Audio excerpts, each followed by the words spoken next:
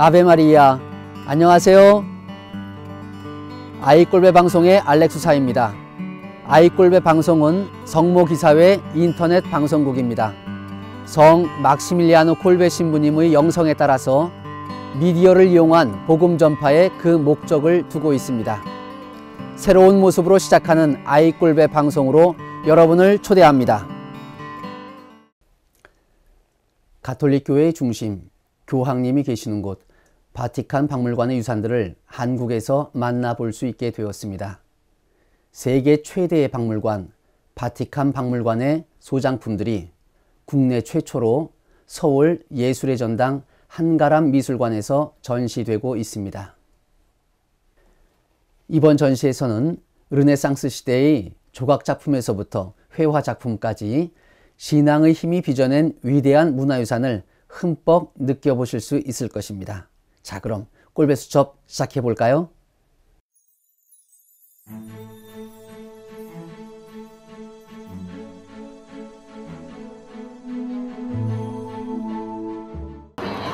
세계적인 바티칸 박물관의 예술작품이 한국을 찾았습니다. 르네상스 시대 거장들의 예술작품 총 73점을 선보이는 바티칸 박물관전 르네상스의 천재 화가들 전시가 서울 예술의 전당 한가람 미술관에서 열리고 있는데요. 아시아에서는 처음으로 바티칸의 소장품을 만나볼 수 있는 자리이자 한국을 위해 특별히 기획된 전시로 더욱 의미가 깊습니다. 12월 8일 오전 한가람 미술관에서 열린 개막식에는 오스발도 파딜라 교황대사, 최강식 문화체육관광부 장관, 17개국 대사부부, 가수고화 등 정치, 종교, 연예계 인사와 일반 초청객 2천여 명이 참석해 자리를 빛내주었는데요. 개막 첫날부터 많은 사람들이 미술관을 찾아 뜨거운 관심과 기대를 보였습니다. Io personalmente mi sento molto onorato di essere il curatore di questa mostra dedicata alla Corea, perché questo è importante anche da sottolineare, non è una mostra che già esiste e che gira per il mondo, è una mostra pensata apposta per qui, per questo posto, rispetto all'interesse che poteva suscitare il tema e al messaggio, che fra poco dirò, che poteva essere presente nelle opere. In molti casi si tratta di opere che non hanno mai lasciato il Vaticano, come per esempio il Cavalier d'Arpino, quello grande. La prima uscita, sì. La prima uscita in assoluto dall'Italia, dal Vaticano proprio, dai tempi in cui l'aveva dipinto il pittore, che non si era mosso dal Vaticano. Per cui sì, prende un po' di luce orientale. sì. 가톨릭의 역사에서 예술은 빼놓을 수 없는 부분인데요. 이번 바티칸 박물관전에는 예수님의 탄생에서부터 십자가에 못 박히시기까지의 모든 시기에 해당하는 작품들이 망라되어 있기 때문에 아름다운 그림으로 표현된 성경의 이야기를 생생하게 느껴볼 수 있는 기회이기도 합니다. 이번 바티칸 미술전은 특별한 의미를 가진 것이 바로 이제 이태리의 유명 작가들의 작품들이 온다는 것이고요. 그리고 그 작품들 중에 대표작이라고는 할 수는 없지만 그래도 잘 알려진 작품들이 섞여 있고요. 또 그 중에 또 우리가 의미를 살펴볼 만한 작품들이 많이 있습니다. 그 작품을 보면은 이태리 르네상스부터 초기 그 전 시대부터 바로크까지 이렇게 쭉 펼쳐져 있는데 그 작품들을 통해서 미술사를 한 면목을 볼 수도 있고요. 그리고 또 너무나 유명한 미켈란젤로의 피에타 같은 그런 좋은 작품들이 들어와 있기 때문에 이 작품을 한 번만 살펴보는 것만으로도 미술사의 한 획을 살펴보는 한 좋은 자리가 되지 않을까 생각이 됩니다. 특히 초창기 추기경님들의 조상이나 조각상, 그리고 미사에서 쓰이던 향로나 여러 가지 특별한 전시품들도 볼 수 있어 신도들로서 신앙적인 의미와 역사를 뒤돌아볼 수 있는 소중한 시간을 가질 수 있을 것입니다. Sì, allora il francescanesimo, che è il nome del movimento suscitato da San Francesco di Assisi, è estremamente importante per la storia dell'arte perché è un momento di rinnovamento della Chiesa e e a questo rinnovamento spirituale contro la corruzione dei tempi, contro il clero che era ricco, eccetera, si lega nei fatti un'enorme passione di devozione. E questa devozione prende la forma anche di una iconografia nuova che vede in Francesco un alter Christus, cioè un nuovo Cristo, un secondo Cristo, quasi fosse una seconda incarnazione di Cristo. Tant'è vero che questa assimilazione di Francesco a Cristo finisce per ricevere l'aspetto più sublime, che è quello delle stigmati. Non so se questo lo capisci. Lo sai? Ecco. Allora, difatti, perché Francesco è l'interpretazione più radicale possibile, detta velocemente, del messaggio evangelico della povertà e della letizia in Dio. Quindi un messaggio di ottimismo, di rifiuto delle ricchezze terrene viste come qualcosa di fine a se stesso. E al tempo stesso però è un mistico. E quindi questa sua continua assimilazione con il pensiero a Dio gli guadagna addirittura i segni fisici, stigmata è una parola greca, i segni di questa vicinanza a Gesù Cristo. Sul piano artistico questo vuol dire che Giotto non esisterebbe se non ci fosse San Francesco, vuol dire che molta architettura non esisterebbe se non ci fosse San Francesco. Non avremmo neanche la cupola del Brunelleschi se non ci fosse stato Arnolfo, che è un allievo di Giotto. È tutta una concatenazione. La cupola dei Brunelleschi è Firenze Duomo, sì, che è l'antenata di quella di Michelangelo a Roma. Diciamo che San Francesco potremmo dire, è il gigante spirituale che fa una grande rivoluzione all'interno della Chiesa cristiana occidentale, sì, cattolica, e che è come lo spingere un bottone per cui tutto reagisce alla predicazione di Francesco, e per cui l'arte, la letteratura, tutti quanti, quindi è enormemente importante. Questo è soltanto aprire il coperchio, se andiamo in fondo alla pentola ne escono tante, tutta l'Umbria è francescana, la Toscana.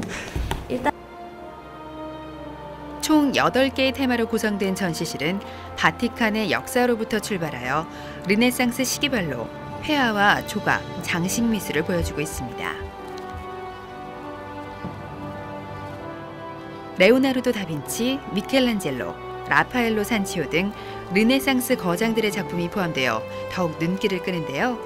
특히 성모의 비탄과 슬픔을 조각으로 나타낸 미켈란젤로의 피에타상은 보는 사람을 압도하는 섬세한 표현으로 화제가 되고 있습니다. 2013년 3월 말까지 계속되는 이번 전시에서 가족과 친구들과 함께 바티칸과 르네상스 시대의 영혼을 가슴 깊이 느껴보시는 것도 좋겠습니다.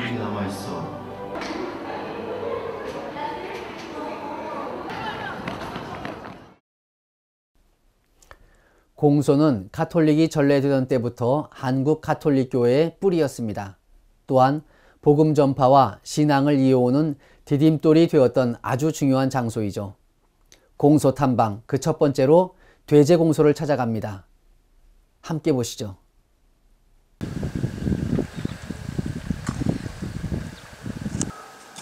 갑작스런 폭설로 예년보다 일찍 겨울이 찾아왔다. 한 해 농사를 마친 농사꾼들에게 겨울은 외로운 계절이다.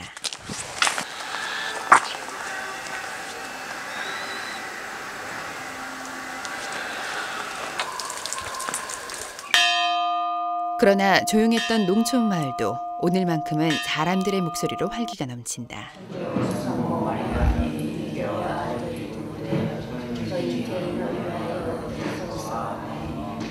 은총이 가져가신 마리아님 기뻐하소서. 주님께서 함께 계시니 여인 중에 복되시니. 자, 여기를 가장 먼저 와서 찾아뵀는데 벌써 한 11달이 쑥 지나서 다시 이렇게 뵙게 되었습니다. 그때는 좀 어색했는데 지금 좀 편안해요. 보니까 여러분들도 좀 편안하신가요? 네. 오늘은 1년에 2번 판공성사가 있는 날. 농촌을 찾은 젊은 신부의 활기찬 목소리에 늙은 신자들의 얼굴에도 생기가 돈다.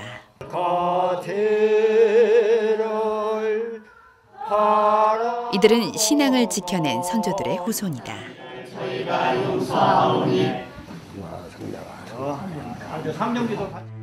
1866년 병인박해를 피해 천주교 신자들은 산속으로 들어간다. 신앙의 자유를 찾아 모여든 교인들은 하느님의 사랑으로 아름다운 신앙 공동체를 만들어간다. 박해가 있을 때마다 살아남은 신자들은 신앙을 지키기 위해서 아무에게도 방해받지 않는 곳으로 찾아갈 수밖에 없었습니다. 그것이 바로 산속이었고, 그렇게 모이던 신자들이 형성한 마을이 교우촌으로 형성이 되었던 것입니다. 교우촌은 한국 사회 안에서도, 한국 역사 안에서도 참 보기 드문 독특한 취락 구조였습니다. 그리고 교우촌의 신자들을 하나로 모아내는 장소가 있었다. 바로 작은 교회, 공소다. 교우촌 마을 중심에 세워진 공소는 한국 초기 교회 공동체의 뿌리로 박해 시대를 견디어온 구심점의 역할을 하였다. 그러나 신앙의 역사만큼이나 오래된 공소들이 지금 사라지고 있다. 공소니까 그것은 다른 공소들의 사정과 비슷하게 젊은 사람들이 거의 다 빠져나갔고, 현실적으로 지금 신앙생활하는 가구 수는 약 한 15가구가 신앙생활하는, 거의 다가 이제 60, 70이 넘은 이제 어르신들. 공소의 어떤 활성화나 이런 부분들은 점점 그분들의 연세가 들어감에 따라서 공동체의 규모는 점점 작아져가고 있는 현실이에요. 네. 농촌의 수만큼이나 사라져가는 공소들, 그리고 신앙의 땅을 지켜내는 후손들. 이들의 삶과 터전에 관심을 기울여야 한다. 그곳에 신앙 공동체의 아름다운 뿌리가 있기 때문이다.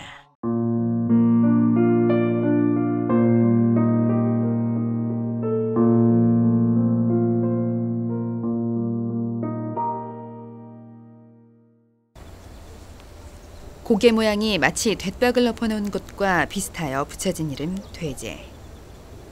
돼제가 위치한 전북 완주군 일대는 산과 골짜기가 많아 박해시대 당시 전국 각처에서 모여든 신자들로 교우촌이 형성돼 있었다. 그런데 그들은 매우 가난한 삶을 살았다. 다 산에 이제 나무, 소나무 비어서 장저 짝에 해서 이제 차로 오면은 차로 팔아가지고서 생명만 유지를 했지요. 장작으로 나무 이게 토비로 잘라서 도치로 이제 장작을 짜고 숯도 붓고 숯 거기 가보면 왜 숯불 있지. 숯 그런 것도 구워서 팔고. 예, 그것은 전부 지금 훈련소 있지요, 시분이. 어디? 제1훈련소, 논산훈련소. 네. 거기까지 지게로 짊어지고 가서 팔아서 국석 보리쌀이니 보리니 팔아다 그걸 갖다 하루거리라도 생명을 유지해놨고. 한국의 교우촌이 가지고 있는 특색은 그런 어려운 상황에서도 서로 함께 기도할 줄 알았다는 것, 기도함으로써 서로 신앙의 기쁨을 나눴다고 하는 사실이 특징적일 것이고, 그런 세속적으로 어려운 가운데서도, 물질적으로 어려운 가운데서도 어려운 사람들이 있으면 서로 도와줄 줄 알았다는 것. 근데 그 도움이라고 하는 것이 교우들에게만 도움을 주는 것이 아니고 실제로 외교인들에게도 그런 선행을 자주 베풀었다고 하는 사실을 역사를 통해서 알 수 있습니다. 이 천호성지 너머에 있는 낙숫골이라고 하는 곳에는 그런 천주교 신자를 기리는 공덕비가 세워져 있습니다. 그 공덕비는 천주교 신자 마을의 사람들이 세운 것이 아니고 외교인, 지금도 천주교 신자가 한 명도 없는 그런 동네인데 그분의 공덕비가 거기에 세워져 있습니다. 그런 것을 통해서 예전 교우촌들이 가지고 있었던 특색으로서는 정말 신자뿐만 아니라 모든 사람들에게 하느님의 사랑을 이렇게 전하려고 했던, 어려운 가운데서도 전하려고 했던 그 특징을 가지고 있지 않나 생각을 합니다. 가난하지만 자신의 것을 나눌 줄 알았던 교인들. 사람들의 마음은 절로 움직였고 교우촌의 수는 더욱더 늘어났다. 이제 그때 교우촌이 이제 발생이 되면서 점점 이제 확대가 돼가고, 이제 그런 상황 속에서 1800년대 후반이 되면서 종교의 자유화가 되고, 이제 그 주교님이 보시기에 본당을 이쪽 아랫지방에 세우게 될 때에는 당연히 신자들이 많이 있는 곳, 삶의 터전을 가지고 있는 곳을 선택할 수밖에 없었겠죠. 그러다 보니까 그쪽 대제 그 지역이 가장 많은 신자들이 이렇게 교우촌을 형성하고 있던 곳의 중심이었다라고 판단을 하신 것 같아요. 그래서 거기에서 이제 본당 신문을 먼저 파견하게 되었고, 이제 거기서 이제 신자들과 함께 힘을 모아서 되제 성당을 짓게 되었어요. 1895년 드디어 되제 성당이 지어졌다. 이 지역의 사목 활동을 맡았던 비에모 신부는 미텔 주교에게 되제 성당과 관련하여 서신을 보냈다.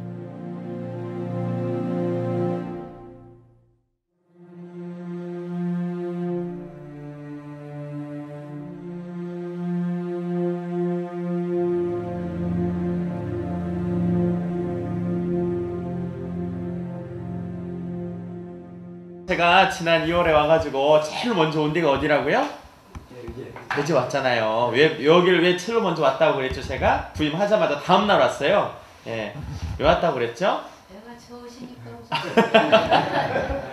여기가 우리 종갓집이에요. 종갓집. 그쵸? 한강 이남.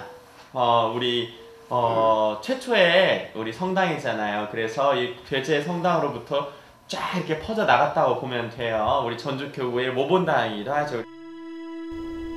신앙의 자유시대에 한국 천주교회의 새로운 시작을 연 되제 성당. 서울 약현성당에 이어 두 번째로 지어진 성당이자 우리나라 최초의 한옥 성당이다. 벽돌이 아닌 한옥의 목구조로 지어진 이유는 무엇일까?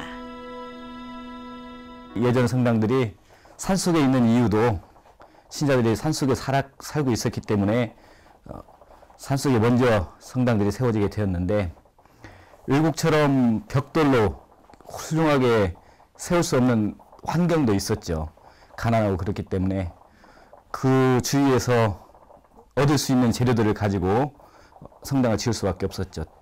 되제 성당 같은 경우에는 그 산 너머에 있는 쌍계사, 거기를 헐은 부재를 가지고 지었죠. 그러면서 이제 한국인의 또 정서가 있기 때문에 한옥으로 이렇게 지은 것으로 알려지고 있습니다. 부족한 재료로 지어졌지만 되제 성당은 건축학적으로 손색이 없었다.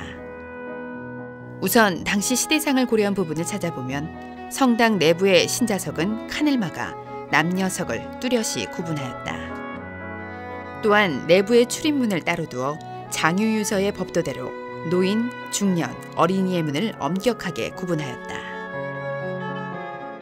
그리고 무엇보다 되제 성당이 건축학적으로 중요하게 기억된 것은 종교 건축의 대표적인 양식, 바실리카 양식을 한옥에 접목시킨 것이다.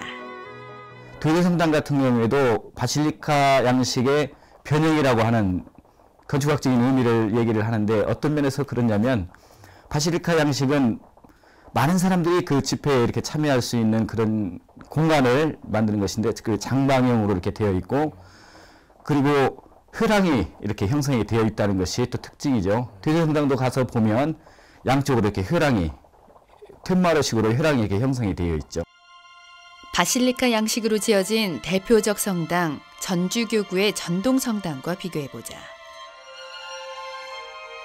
집회 등 많은 사람들이 참여할 수 있는 공간으로 설계된 바실리카 양식은 중앙에 높은 천장과 장방형의 건물을 지탱하는 열주, 그리고 측면을 연결하는 회랑이 주요 특징이다. 되제 성당에서도 이와 같은 구조를 볼 수 있는데, 건물을 지탱하는 열주, 팔각지붕을 잇는 목조기둥으로, 그리고 회랑은 툇마루로 이어지고 있다. 신앙 선조들의 지혜가 돋보이는 되제 성당. 그러나 지금의 모습은 2009년도에 복원된 것으로 원형은 사라지고 없다. 여기 사비한테 성당이 그때 소탕당했습니다. 우리나라 사람이지만 빨치타는 데도 하고, 이민군들 이북으로 못 넘어가서 떨어져 있던 사람들하고 이 전라도 지리산에 본부로 있어가지고 먹을 것이 없으니까 여기까지 와서 식량을 이제 도주고 해가고, 또 여기 와서 자기도 하고 그랬어요. 또 우리 성당에 와서 이렇게 자기도 하고. 그래서 이제 충남 경찰들이 우리 성당을 소탕한 거예요. 발굴을 해서 이제 무슨 초속지라든지 그런 자리 위치를 예전에 있던 불타기 전에 건물을 찾기 위한 노력이 있었습니다. 발굴했었는데 저희가 설계를 하면서 발굴 결과를 받아보니까 그 초속지라든지 그런 건 전부 다 없어졌더라고요. 없어졌고 그 발굴지에 의해서 저희가 그 위치를 앉혀보려고 했는데 그냥 정확한 위치는 앉힐 수는 없었어요. 전쟁의 참화 속에 사라진 성당은 이제는 흑백 사진으로밖에 볼 수 없다. 400여 명의 교인들이 아침 저녁으로 모여 기도하고 주님을 찬양했던 이곳은 이제 오래된 후손들 몇 명만이 남아 신앙의 명맥을 이어가고 있다. 살기가 어려우니까. 살기 어려우니까. 예, 생활을 못해 나갈 형편이니까 나갔다고 보여죠. 야, 이렇게 두르려고 하는 사람이 없어요. 몇 놈이라도 해서 이렇게 두르고 자꾸 젊은 사람들이 좀 하면 두르면은 그냥 참 좋겠는데 저희는 그런 것이 없기 때문에 그게 좀 아쉬워요. 사람 많은 도시로 본당이 옮겨지면서 돼지성당은 공소가 되었다.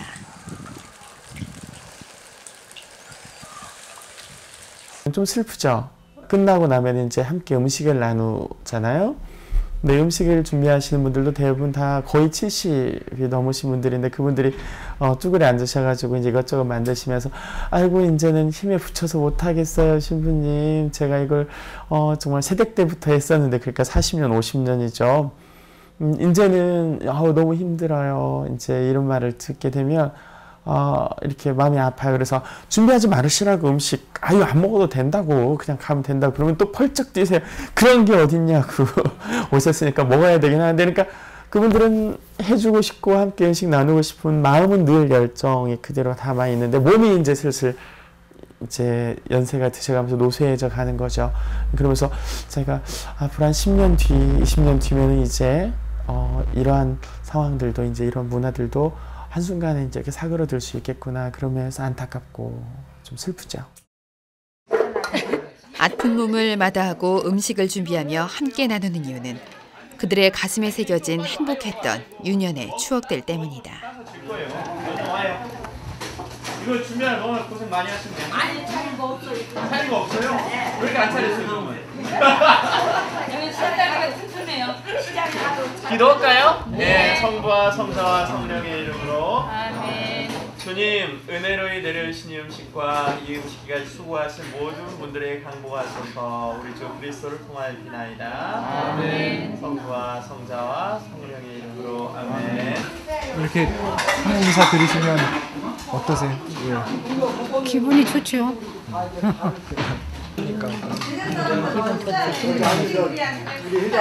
아이고 쑥 싫어라.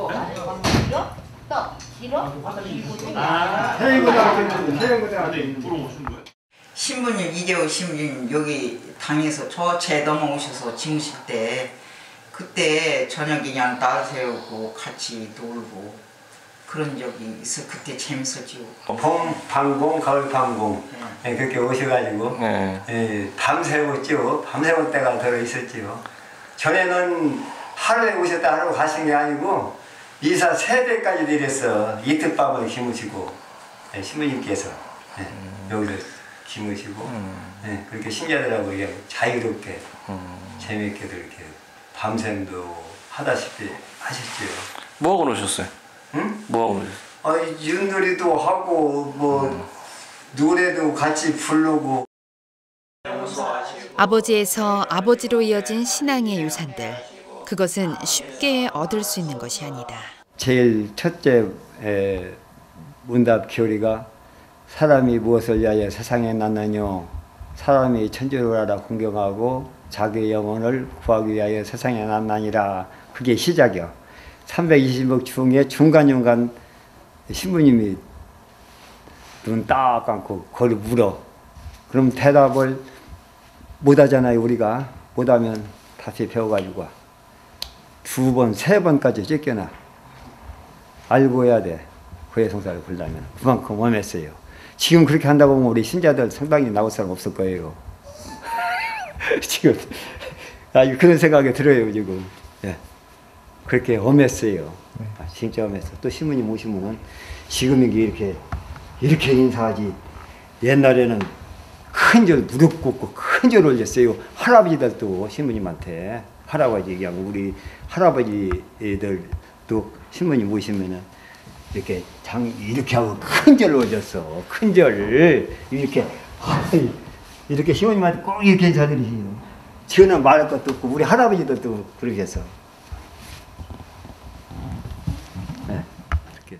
도시에서는 결코 찾아보기 어려운 그러한 분위기죠. 연로하신데도 불구하고 그 이전에 그분들의 아버님, 또 그 아버님의 아버님 때로부터 대부분 순교자들의 후손들도 있고 그러거든요. 그분들로부터 이어내려온 어떤 신앙의 깊이가 그들의 마음가짐, 미사를 보완한 자세에서 그대로 드러난다는 걸 느낄 때가 있어요. 아주 어렸을 때부터 그냥 마땅히 그러해야 하는 식으로 배어있는 그런 신앙들의 모습들을 첫 번째는 볼 수가 있고 그래서 고맙고 그런 것들을 잘 간직해주고 계셔서 4대째 이곳에서 신앙생활을 이어오는 김영호 비오 전 공소회장에게는 오래된 바람이 있다. 이 피정의 집은 96년도에 제가 회장부 때 이 설립을 했어요. 하도 이제 각 처에서 우리 퇴제 성당을 많이 찾아오는 분이 계셔가지고 오시면은 기무실 자리도 없지 식사할 자리도 없지 해가지고서 이제 우리 공소 신자들 힘으로 이 집을 지었어요. 97년도에 97년도에 집이 어려웠죠. 그때 이 집 질 때도. 그러시구나. 네, 그래가지고 집을 진 뒤에 이제 각 처에서 이렇게 많이들 오셔가지고 피정도 하시고 기무시고 가시고. 네, 그때 제일 진짜로 그때는 흐뭇했습니다. 사실은. 네.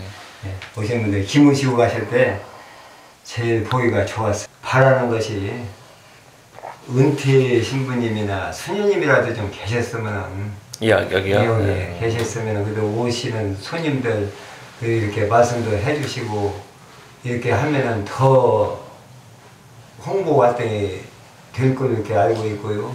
저희들은 농사를 짓고 살기 때문에 여기 와서 지켜와 날마다 여기가 있을 수는 없잖아요. 100년쯤 전에 그때도 여기 공소가 있었잖아요. 성당, 그때 성당이었죠. 그때는 더 막혔겠죠. 그쵸? 그래요. 딱 하나였어요. 하느님에 대한 믿음, 또 사랑이라고 표현할 수도 있겠고요. 또 하느님께서 분명히 이 안에서, 이 신앙 안에서 우리에게 보답을 해주실 거라는 그 믿음이 분명히 있었기 때문에 그 어려움 가운데서도 이 죄제 이 성당으로 꾸였고요. 그때 많을 때는 한 350명까지 이렇게 있었다고 그 기록에 돼 있어요. 너희가 믿는 대로 되어라 그랬어요. 굉장히 중요한 말이에요. 어쩌면 이게 우리 신앙 선조들 100년 전에 이 자리에서 똑같이, 조금 위치는 좀 틀렸으려나? 이 자리에서 100년 전에 똑같이 판공이 있었겠죠? 있었어요, 실제로. 한 350명, 300명 모여가지고. 그때 그 험하게 여기 와가지고 있었던 분들의 그 마음도 그 믿음이었을 거예요. 근데 오늘 예수님이 뭐라 그래요? 너희들 믿는 대로 이루어질 거라고 그런단 말이에요. 주님과 함께라면 어떤 험한 길도 헤쳐나갈 수 있다는 믿음. 그 믿음을 하나로 이어준 삶의 터전 공소. 신앙의 명맥을 이어가는 사람들과 함께하는 한 이곳은 초기 교회 공동체가 그럴듯 작고 낮은 곳을 향한 그리스도의 길과 언제나 맞닿아 있을 것이다. 아니 한 잔만 허구하게 단연 들어봐요. 어르신들 건강하시고 행복하고 또 기쁜 또 부활이래 성탄절 맞이하시기를 청하면서 자 축배제하겠습니다. 이 모든 것을 위하여! 위하여! 감사합니다. 자, 감사합니다. 야 신부님.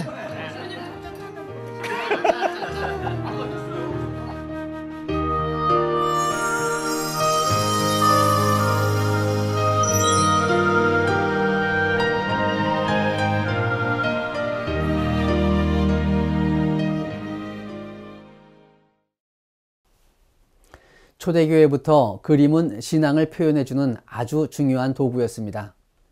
중세를 거쳐 지금까지도 많은 성화들이 그려지고 있죠. 성화 속에 숨겨져 있는 작은 이야기들을 찾아가는 그림 읽어주는 수사를 소개합니다. 함께 그림 속으로 들어가 보시죠.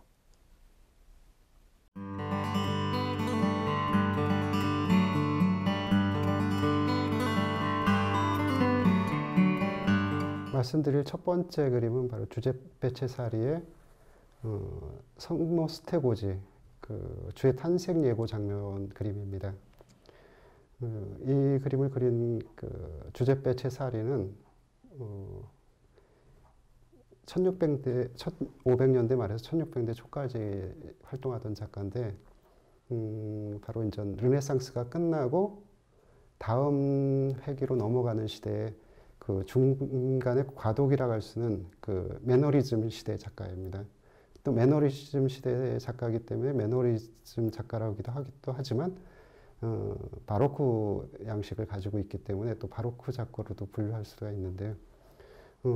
오늘 보실 이 그림은 바로 이제 성모님의 수태고지 장면을 보여주고 있는데요.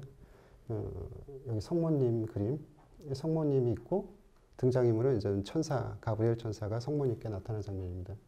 또 하나 이제 그 두 인물과 달리 또 위에 상단부에 다른 그림이 또 보여지는데, 바로 이제 그 하늘의 아기 천사들과 성령이 하늘에서부터 내려오는 장면이 보여지고 있고요. 이 그림의 전체적인 분위기는 어둡고 그 주요 사건에 어떤 집중되어 있다는 것을 보여주고 있는데, 그 이전에 주제페 체사리 이전에 보여주던 양식과는 조금 다른 어떤 그런 모습을 보여주고 있어요. 바로 이제 그 보통 그 성모님의 수태고지 장면은 그 실내에서 그려지기도 하고 또는 실외에서 나타나는 경우는 거의 없고요. 또 하나 이제 주로 나타나는 장면이 실내와 실외가 만나는 그 중간 부분, 입구나 그 어떤 우리로 얘기하면 뭐라고 그래야 될지 정확히 표현이 안 되는데, 그 집과 바깥에 나가는 중간 부분이 있어요. 그러니까 얘는 처마는 있지만 그 벽은 없는 그런 부분이 있는데, 그 유럽의 집들에 그런 부분에서 성모님의 수태고지를 주로 이렇게 표현하게 돼요. 그것은 왜 그러냐면 두 가지 생각을 가질 수 있는데, 하나는 뭐냐면 수태고지라는 장면이 일어나 어떤 역사적인 사건을 반영하기도 하고, 어떤 두 번째는 뭐냐면 심신적인 신앙적인 어떤 그런 모티브를 반영하기도 한다는 것이에요. 이 장면을 보니까 완전한 신뢰인 것 같기도 하고, 그렇다고 또 완전 신뢰가 아닌 것 같기도 하고 그래요. 정확하게 표현되지 않았는데, 그 집에 이 두 인물이 보이는 뒤편에 큰 석조 건물이 보이고요. 그 다음에 바깥에서 들어오는 것인지 빛이 보이는 계단이 보이고 있어요. 그리고 이제 그 너머에 이제 천사들과 성령이 넘어오고 있는데, 이것이 갑자기 건물 상단부에 등장하고 있거든요. 그러니까 실외도 아닌, 실내인데도 불구하고 어떤 하늘이 열려 있다는 표현을 지금 보여주고 있는데, 예, 조금 어떤 현실적이지 않은 그런 기법이죠. 근데 사실 그 밑에 나타나는 어떤 인물들의 모습은 굉장히 현실적인 어떤 그런 상황을 띠고 있어요. 그럼에도 불구하고 어떤 비현실적으로 느껴지는 게 뭐냐면, 이 성모님과 이 가브리엘 천사의 그 비율이 전혀 다르게 나타나요. 그리고 또 그림을 자세히 보시면 알겠지만, 성모님과 이 가브리엘 천사는 각계의 그림처럼 느껴져요. 왜 그러냐면, 그 성모님의 어떤 느껴지는 어떤 비율이라든가 자세라든가, 그리고 이 가브리엘 천사가 가지고 있는 비율과 그 자세는 별개의 어떤 행동으로 느껴지게 어떤 구성되어 있거든요. 그래서 같은 한 어떤 장소에 두 사람이 등장하지만, 그리고 또 이 등장된 인물들을 굉장히 현실적으로 표현했지만 그럼에도 불구하고 비현실적이라는 것이죠. 그래서 보면은 자세히 뜯어보면요, 이 두 인물이 등장하고 있지만 각기 다른 어떤 제스처를 취하고 있어요. 그리고 또 위에 상단부는 그 밑에 사람들과 연관성은 있지만 또 왠지 그 동떨어진 듯한 느낌이 들고요. 그렇게 함으로 인해서 어떤 초월적인 어떤 그런 사건을 암시해주고 있는 것 같은데, 이 성모님의 모습을 보면은 그 성모님이 입고 있는 빨간 옷은 보통 이렇게 고귀한 신분을 의미하거든요. 그리고 이 파란 망토의 이 색깔은 그 파란색이라는 것은 고대 이전 미술사에서 등장할 때 이 파란색 자체에 어떤 고귀함이 있었어요. 왜 그러냐면 이 파란색이라는 색깔을 만들기 위해서는 지금처럼 어떤 색깔을 화학적으로 만들어낸 색깔들이 아니고 그 색을 만들기 위해서 광물이라든가 식물이든가 그런 것을 채취해서 이렇게 인공적으로 갈고 해서 거기다 이렇게 유화제를 섞어가지고 색료를 썼는데 그 당시 이 파란색을 만들기가 굉장히 어려웠어요. 근데 이 파란색을 만들 수 있는 재료가 뭐가 있었냐면 귀한 귀금속 종류에서 귀금속이 아니라 보석 종류에서 그런 어떤 색깔을 내게 되는데 주로 이제 그 청금속 같은 파란빛은 아주 밝은 파란색을 띠는 그런 귀한 돌가루를 이용했거든요. 그러니까 그런 귀한 재료를 썼기 때문에 그 물감 값이 지금으로 얘기하면 거의 물감 그람수하고 금값하고 맞먹을 정도의 어떤 귀한 색깔이었어요.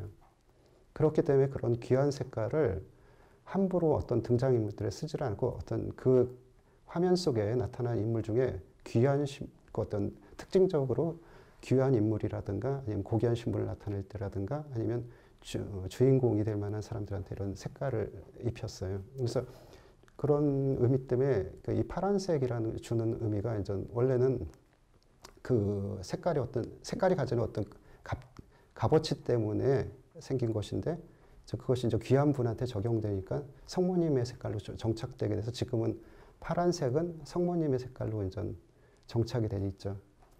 그래서 이제 성모님은 지금 가브리엘 천사가 들어오는데 그 모습을 바라보다가 놀라서 손을 벌리고 계셔요. 그리고 또 가브리엘 천사는 이제 바깥에서 들어온 것 같아요, 느낌이. 천사가 이제 집 안에 들어왔는데 바깥에서 들어와가지고 금방 땅에 착취를 하고 날개를 펴고 있는 거면 금방 하늘에서 내려왔다는 것이 느껴지잖아요.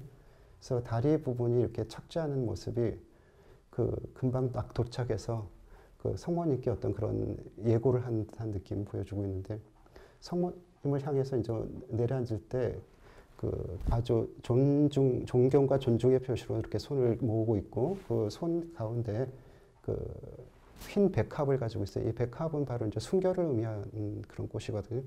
그래서 성모님께 어떤 그런 성모님의 무죄하심, 순결하심을 의미하기도 하고요. 그래서 그런 의미로 이 천사는 등장하고 있고요. 그 너머에 이제 그 계단이 보이고 건물 위쪽에 지금 하늘이 열려 있고 성령이 내려오고 있어요. 그러니까 바로 이 성모님의 잉태는 성령으로 인한 것이라는 암시를 지금 가지고 있는 거거든요. 그래서 그 좌우에 성령이 내려오면서 그 구름이 펼쳐져 있고 구름 사이에 이제 좌우로 이제 아기 천사들이 펼쳐지고 있어요. 근데 이 구름이 의미하는 것은 아주 신적인 현현, 신의 어떤 존재, 임재, 그리고 어떤 그 성스러움, 그리고 또 신에 대한 어떤 그런 신비로움을 의미하는 그런 장치로 많이 등장하게 돼요. 그래서 이 구름이 의미하는 바는 바로 어떤 신적인 어떤 존재에 대한 어떤 신비라고 할까? 그런 어떤 것을 표현하기 위한 수단으로 장치로서 이렇게 등장하게 되는데 바로 이 구름이 이렇게 펼쳐지고 구름을 뚫고 바로 신이 자신의 모습을 보여주는 어떤 그런 장치를 보여주고 있거든요. 그래서 그 구름 속에 가려진 어떤 구약 성서 때부터 하느님이 어떤 구름 속에 나타났다. 그 연기 가운데 계셨다. 화산의 어떤 그런 표현 통해서 그 구름, 연기 뭐 그런 걸 통해서 하느님의 어떤 직접 바라볼 수 없는 존재이기 때문에 그걸 통해서 바라보게 되거든요. 근데 여긴 구름이 찢어지고 성령이 직접 내려오는 그런 모습을 보여주고 있거든요. 그러니까 그것의 어떤 그 놀라운 그 신비를 바로 하느님이 그 성령께서 자신을 보여내 주시는 그런 모습을 그런 자리라는 것이. 그래서 그 사건을 통해서 이렇게 하나 보여주고 있는데 여기 안에 또 하나 특징은 뭐냐면 이 주제페 체사리가 지금 매너리즘 작가로 이렇게 분류되고 있으면서도 불구하고 뭐냐면 바로크 화가라는 것을 또 보여주는 장면이 뭐냐면 바로크 그림 작품들의 특징이 뭐냐면 빛과 뭐랄까 에너지 같은 그런 활발한 운동성 그리고 또 어떤 그런 갑자기 어떤 그런 것을 보여주고 있는데 그런 특징을 잘 보여주고 있어요. 예를 들면 이 뒷배경을 어둠으로 처리하고 그 빛을 이 등장 인물들한테 비춰주고 있거든요. 뭐냐면 빛은 어둠 속에서 더 드러나게 되는데 이 빛의 어떤 특징을 가지고 그다음에 이 빛의 어떤 그 활동성이라 할까 그런 어떤 그 생동감 그런 것을 통해서 이제 나타나게 되는 게 바로 바로크 양식이거든요. 근데 그 바로크 양식 회화의 어떤 특징들을 같이 가지고 있어요. 그래서 이런 구름의 어떤 움직임이라든가 그런 것들이 이 바로크풍을 다시 보여주고 있다는 것이. 그래서 어떤 전체적으로 보면은 좀 제가 보기에는 좀 이 등장인물들이 일반 어떤 그림에서 보여주는 어떤 그런 비율을 가지고 있지 않아요. 그럼에도 불구하고 어떤 신비를 보여주는 어떤 그런 하나의 도구로서 어떤 그런 것까지 깨버리는 어떤 고정적인 관념을 깨버리는 것이 아닐까 하는 생각이 들고요. 그 다음에 전체적인 어떤 그런 맥락에서 그 빛을 통해서 성모님의 어떤 잉태를 보여주고 있다는 생각이 들고요. 그래서 전반적으로 어떤